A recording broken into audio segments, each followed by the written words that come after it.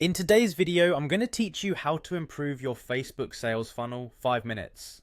We'll build a simple, high converting path that takes people from seeing your content to starting a conversation so you can qualify leads faster and close more sales. Start by opening business.facebook.com and signing into your business account. This brings you into Meta Business Suite where you'll handle everything in one place. First, head to Insights. Take a quick look at which posts drive the most engagement, what your audience cares about, and when they're most active. This context will help you shape your message and choose the best timing for your ads. Note your top performing themes and the questions people ask most. Those will become your conversation prompts. Next, go to Plan. The planner helps you organize upcoming content and align your ad timing with peak activity. If you see consistent spikes on certain days or hours, plan to run your messaging ad to coincide with those windows so you catch people when they're most likely to respond. Now click Create Ad.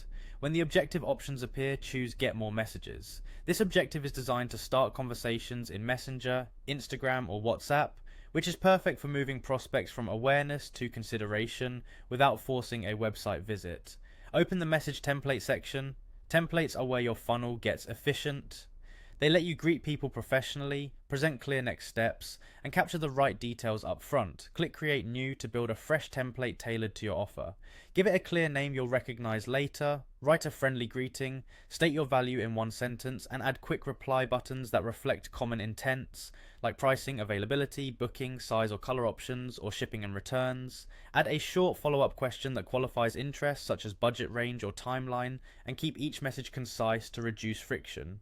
Where available, use safe personalization like first name to make it feel one-to-one. Avoid requesting sensitive information in chat.